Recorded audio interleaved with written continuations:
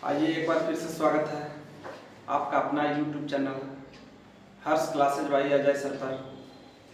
देखते हैं आज का सवाल क्या कहता है।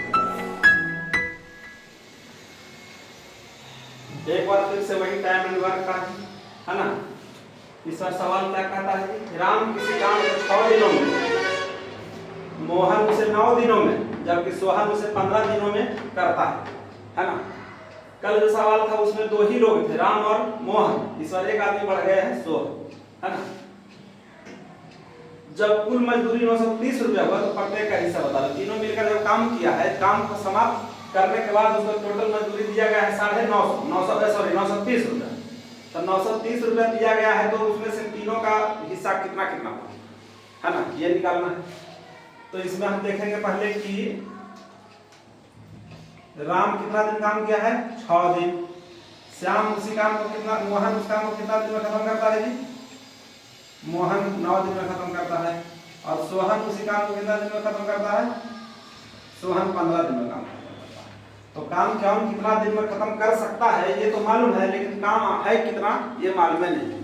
तो काम कितना है ये नहीं मालूम है, तो ये मालूम करने के लिए क्या करते हैं, दिए हुए दिन का एलसीएम निकालते हैं, है ना।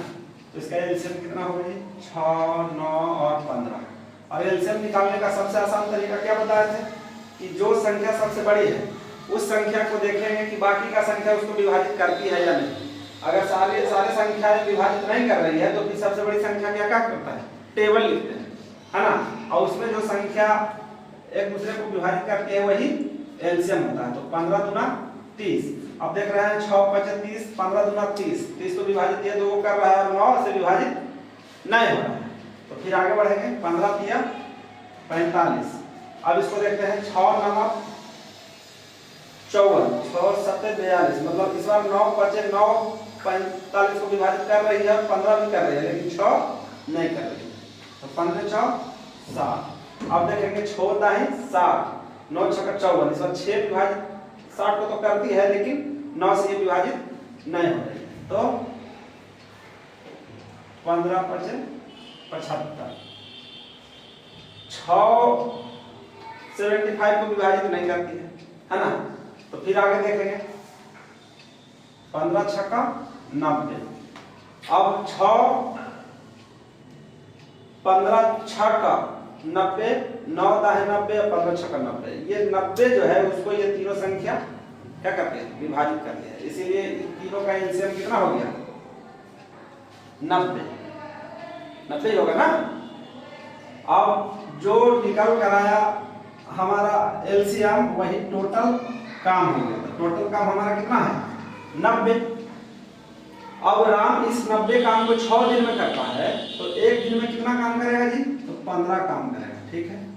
मोहन 9 दिन में इस 90 काम को खत्म करता है, तो एक दिन में कितना काम करेगा, तो 9 दाएं 90, यानी कि 10, एक दिन में 10 काम करेगा।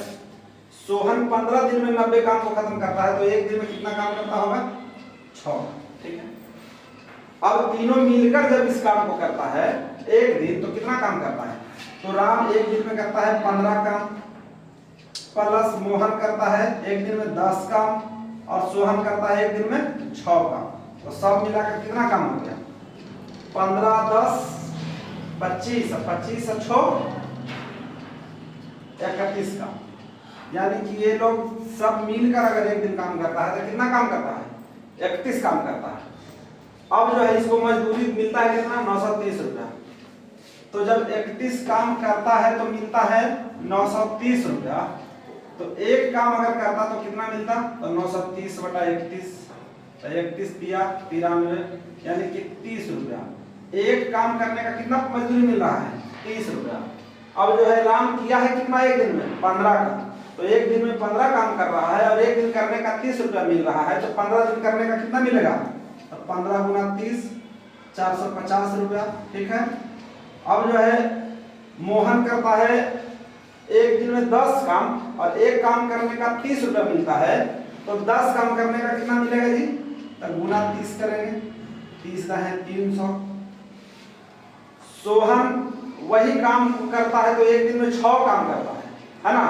एक काम करने का 30 रुपया मिलता है, तो 6 काम करने का कितना मिलेगा, तो ये 6 से गुना 30 में करेंगे 180 रुपया। ठीक, सवाल यही था ना कि प्रत्येक का हिस्सा बता दो। तो राम को मिलेगा कितना, क्योंकि एक दिन में 15 काम किया है तो इसको मिला 450 रुपया, ये एक दिन में किया 10 काम तो इसको मिला 300 रुपया, और ये एक दिन में किया 6 काम तो इसको मिला 180 रुपया। यही हमारा क्या हो गया आंसर।